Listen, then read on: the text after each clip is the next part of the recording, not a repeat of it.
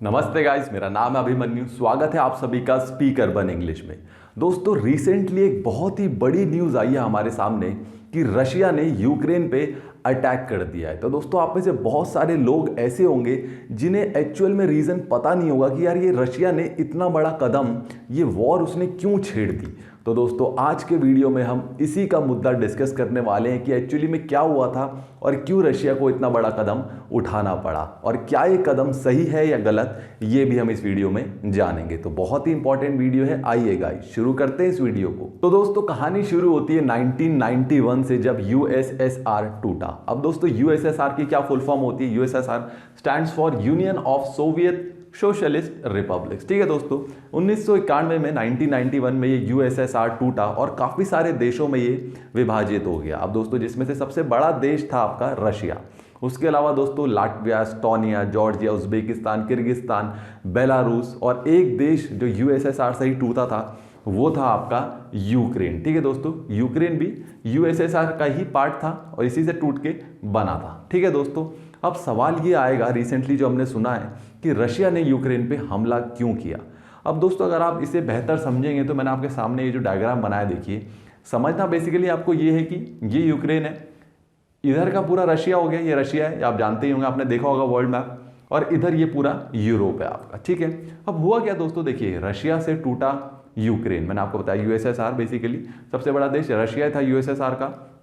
तो यूएसएसआर से टूट के यूक्रेन टूटा और कहाँ चला गया? यूरोप में। तो ये चीज़ रशिया को लगी कि हमारा पार्ट था, हमसे टूटा और चला गया यूरोप में। दूसरी चीज़ जो रशिया को लगी, तो बेसिकली यूक्रेन में दोस्तों नेचुरल गैस का बहुत ज़्यादा उत्पाद होता है। तो रशिया को ये लग रहा था कि जो यूरोपियन यूनियन है, यूरोपियन यूनियन जो इसके गैस उत्पाद हैं, जो मतलब नेचुरल गैस है, उस पर कब्जा करना चाहती है। और दोस्तों, ऐसा हुआ भी। इसीलिए दोस्तों, अब आप आगे चलेंगे और मैं आपको बताऊंगा, ये जो क्रीमिया दोस्तों जो एक पार्ट है, ये यूक्रेन का ही पार्ट हुआ करता था। आप में से बहुत सारे लोगों को पता होगा, क्रीमिया भी यूक्रेन का ही एक पार्ट था। बट 2014 में 2014 में क्या हुआ, रशिया ने इस पर कब्जा कर लिया। ये रशिया ने इस पर कब्जा कर लिया। ठीक है दोस्तों, ये आप में से बहुत सारे लोगों को पता होगा, जिनको नहीं पता था मैंने बता दिया।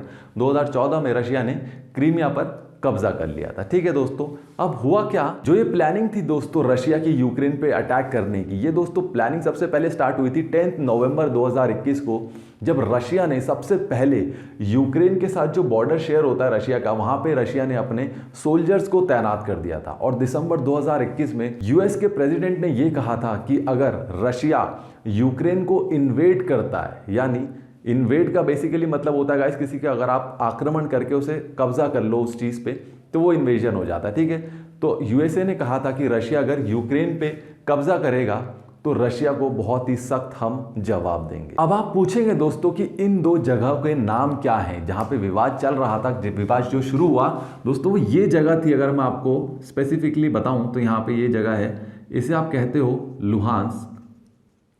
लुहांस्क, और इसे आप कहते हो डोनट्स। ठीक है, डोनट्स भी बोल सकते हैं, प्रोनाउंसिएशन पे इतना में ध्यान नहीं देना।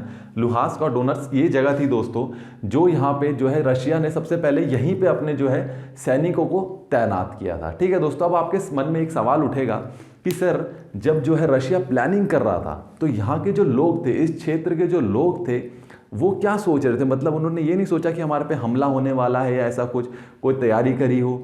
नहीं दोस्तों, ऐसा इसलिए नहीं हुआ क्योंकि मैंने आपको बताया 1991 से पहले ये यूएसएसआर का ही जो है पार्ट थे। तो ये सब एक ही था, ये अलग अलग नहीं थे। ये 1991 के बाद ये इसी रशिया से ही बेसिकली, आप मान लीजिए ये सारे देश निकले हैं। तो यहाँ पे जो लोग हैं वो रशियन मूल के ही हैं, उनकी जो नस्ल है वो रशियन ही है। ठीक है, और बेसिकली वो जो लोग थे वो यही चाहते थे। तो इन लोगों के मन में दोस्तों एक बात थी कि अगर हम रशिया से ही मिल जाते तो ज़्यादा बेटर रहता। तो दोस्तों, यहाँ के ऐसे लोगों को आप कहते थे, जो आप कहते हो सेपरेटिस्ट। दोस्तों, सेपरेटिस्ट, रशियन सेपरेटिस्ट, मतलब जो रशिया में ही जाना चाहते थे, बट वो थे यूक्रेन के उसमें बाउंड्री में, यूक्रेन में रहते थे, बट वो चाहते थे वहाँ से, वो मूल निवासी वहीं के थे, वहीं का अपने आप को मानते थे। ठीक है दोस्तों, तो ये इन्हें आप क्या कहते हो? सेपरेटिस्ट। ठीक है दोस्तों, सेपरेटिस्ट। अब दोस्तों, बात ये उठती है, मैं एक चीज़ और बताना चाहूँगा, ये जो रीजन है इसे आप क्या कहते हो? Donbas region. दोस्तों, क्या कहते हो आप इसे? ये जो रीजन है आपका ये मैंने मार्क कर दिया है। इसके अंदर का जो है पूरा है, इसे आप कहते हो डॉनबास, DONBASS। ठीक है दोस्तों, डॉनबास रीजन।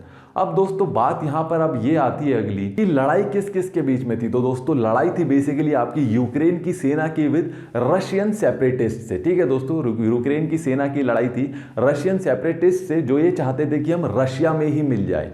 तो और दोस्तों ऐसा माना जाता है, बड़े बड़े देश like US, Germany, France, Britain, इन्होंने ये कहा था कि ये जो डॉनबास रीजन है, जहाँ पे लुहांस्क और डोनेट्स्क के जो लोग हैं इस एरिया के, इन एरिया के लोगों को भड़काने में सबसे बड़ा जो रोल प्ले किया वो किया रशिया ने। ठीक है दोस्तों, ऐसा कहना था, जर्मनी, फ्रांस का इन लोगों ने कहा था।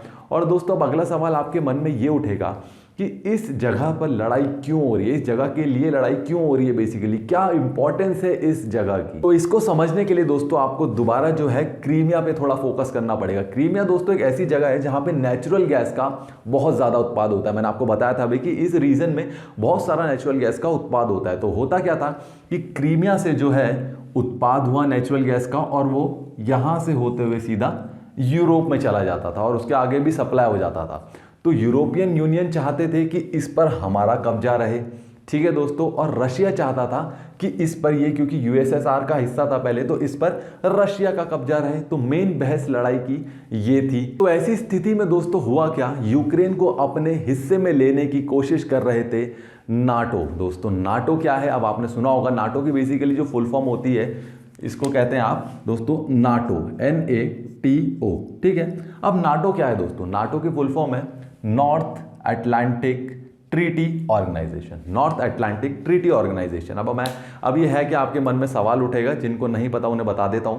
ये 30 देशों का एक मिलिट्री ग्रुप है। अब दोस्तों एक ग्रुप क्यों बना, क्योंकि इसका बेसिकली इसके पीछे एक रीजन था कि जो 30 देश थे, इन्होंने कस्में खाई, अगर सिंपल लैंग्वेज में बताऊं, इन्होंने एक कस्में खाई कि भैया अगर हमारी कंट्री में से, इन 30 में से किसी भी एक कंट्री पे भी हमला हुआ तो ये माना जाएगा कि हम 30 की 30 कंट्रियों पे हमला हुआ है। तो ये एक 30 कंट्री का एक मिलिट्री ग्रुप है, जिनमें से अगर किसी भी एक कंट्री पे हमला होगा तो ये 30 के 30 जो है उस कंट्री के अगेंस्ट फाइट करेंगे। ठीक है दोस्तों, अब यूक्रेन यहाँ पे क्या कर रहा था, यूक्रेन चाह रहा था नाटो का सदस्य बनना, और ये रशिया को बिल्कुल पसंद नहीं था। ठीक है दोस्तों, यूक्रेन ने क्या किया, नाटो का सदस्य बनना चाह रहा था। और USSR से अलग हुए देश एस्टोनिया, लाटविया, जो कि दोस्तों यहाँ पे कहीं पे हैं, अगर आप देखोगे मैप में, यहाँ पे एस्टोनिया है, यहाँ पे लाटविया है, इसी तरीके से हैं, अगर करेक्ट ना हो तो आप देख लीजिएगा मैप में। तो यहाँ पे जो ये देश हैं, ये पहले ही नाटो के सदस्य बन चुके हैं। तो बेसिकली हो क्या रहा था कि रशिया को घेरा जा रहा था। नाटो के सदस्य क्या कर रहे थे, रशिया को घेर रहे थे। तो बेसिकली रशिया क्या होता, सारी तरफ से जो है नाटो से घिर जाता। नाटो क्या था, एक संघ था 30 देश का। ठीक है दोस्तों, तो वहां पे ये रशिया को बिल्कुल भी अच्छा नहीं लग रहा था कि जो है नाटो के देश उसकी बाउंड्रीज पे या उसके नियर बाय कंट्रीज में जो है अपनी पकड़ बना रहे हैं। इसमें बेसिकली होता क्या, जो अमेरिका जैसे देश है दोस्तों, उनका क्या हो जाता, रशिया पे काफी पकड़ मजबूत हो जाती। दोस्तों वो कैसे, क्योंकि अमेरिका क्या चाहता है, अमेरिका यही चाहता था कि जो इसके रशिया के लगते हुए देश हैं बाउंड्रीज पे, इन पे वो उन्हें अपने संघ में ले ले, यानी अपने ग्रुप में ले ले, नाटो में जोड़ दे, ताकि वो जो है अमेरिका रशिया के और करीब पहुंच जाए। पर रशिया को ये बिल्कुल भी पसंद नहीं था कि भैया हमारी बाउंड्री पे तुम जो है नाटो पे, यानी अमेरिका जो है वो अपनी पकड़ बना रहा है, बाहर की कंट्रीज, यूरोपियन कंट्रीज पकड़ बना रही है। तो रशिया को ये बिल्कुल भी अच्छा नहीं लगा।